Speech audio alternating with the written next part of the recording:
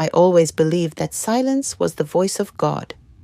In the monastery, time flowed differently, slowly, like a river hidden beneath mist. Each dawn resembled the last, the toll of the bells, prayers, tending the garden, caring for the sick. I found a quiet joy in that life, a joy born from a heart freed from worldly noise. When he arrived at the gates of our sanctuary, I did not yet know what he would become to me. A boy, frightened, dusty, his eyes carrying the whole universe of loneliness. No one knew where he had come from. No one was searching for him. We welcomed him as one of our own, for a heart seeking a home should never be turned away. I raised him as a son. I taught him simple things: love for the earth, respect for life, the ability to listen to the silence. He was obedient, grateful. In his actions there was no malice, only an endless thirst to belong, to be understood. One day, during one of those languid summer afternoons when the heat hung over the monastery like a heavy cloud, I suggested we bathe together in the river. Not out of whim, not for pleasure.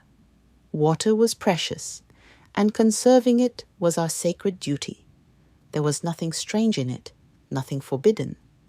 I looked at him as a mother looks at her child, with a clear love that leaves no room for impure thoughts. At that time, I believed the world around us was as pure as our faith, as the water in the river. I noticed neither cracks in the air, nor shadows crossing his face. I was a nun, and he was a son, and everything felt right, until the silence began to change its song. I will take a short pause. Please write in the comments where you are listening to my story from. Have you ever experienced anything similar in your life? I would love to hear your thoughts. And don't forget to subscribe so you don't miss what happens next. Now, I continue. At first, everything remained as it had always been. We worked together in the garden, cleaned the monastery cells, read scripture. His laughter was light. His eyes shone with sincerity. I rejoiced when I looked at him, believing that my efforts were not in vain, that I had given the world another pure soul. But something began to change. I noticed it in small things. His gaze lingered on me a little longer than it should. His presence wrapped around me with a strange, subtle unease. I dismissed these thoughts, blaming it on youthful awkwardness, on the first trembling steps toward adulthood. He remained kind, careful, too careful. And yet, in the way he moved, in the way he caught my eyes, there was something new, unfamiliar, heavy.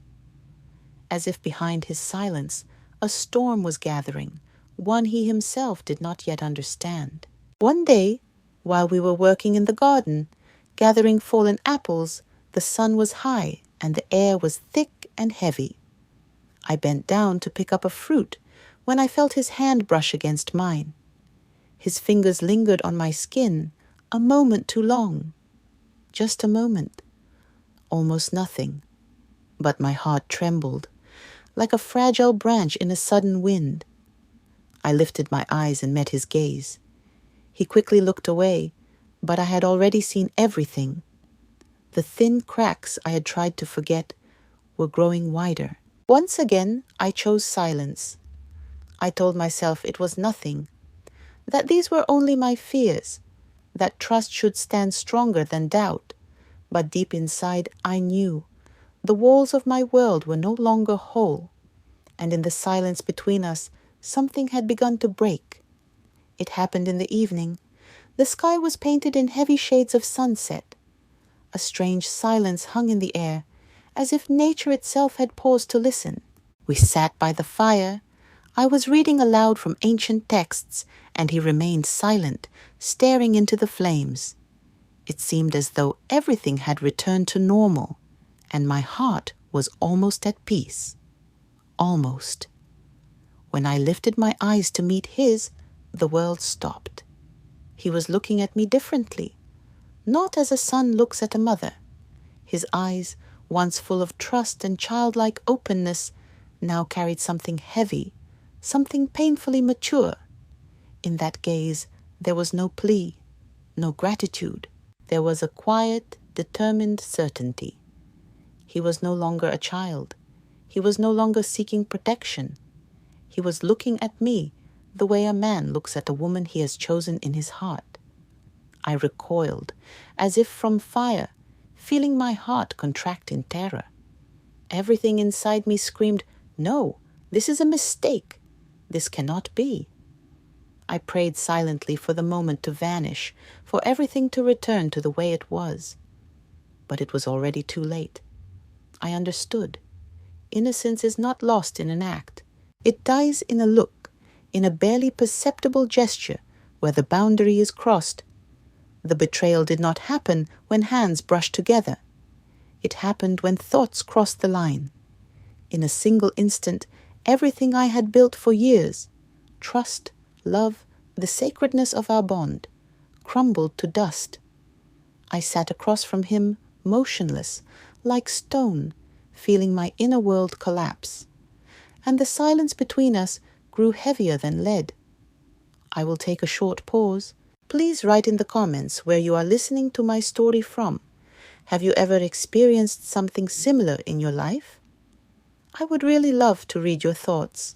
And don't forget to subscribe so you don't miss what happens next.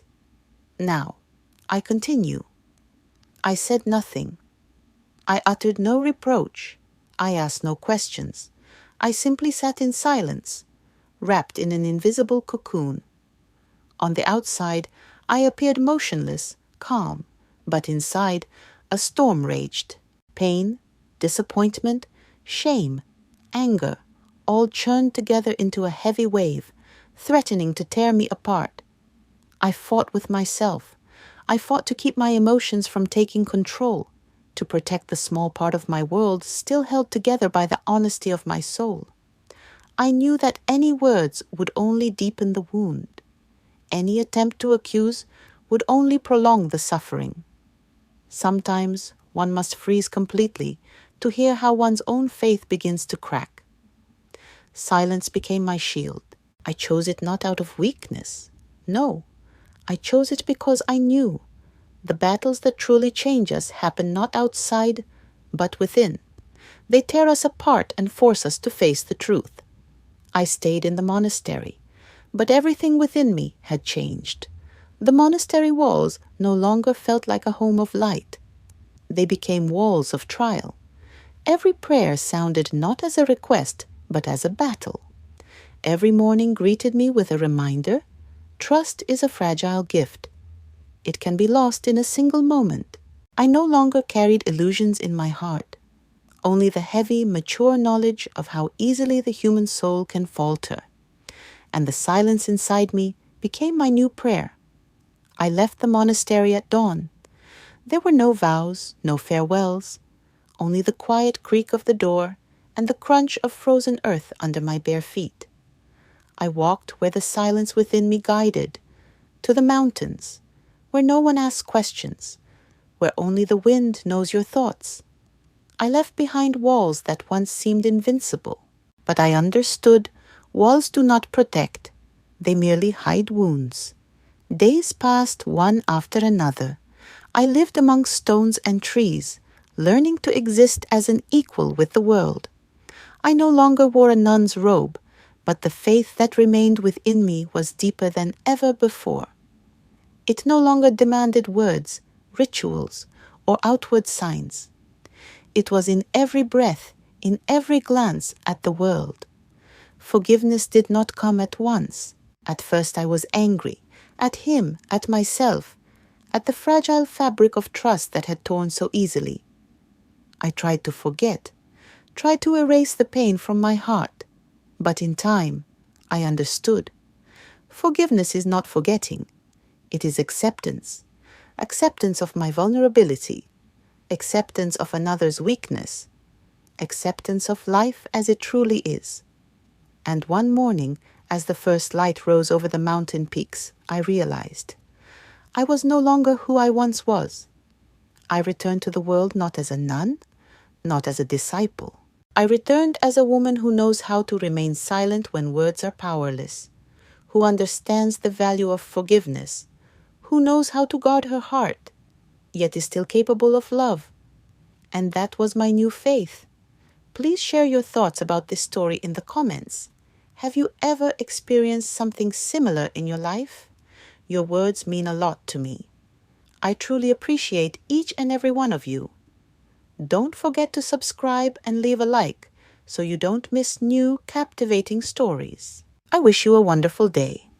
If you listened until the end, write in the comments, "The silence that teaches."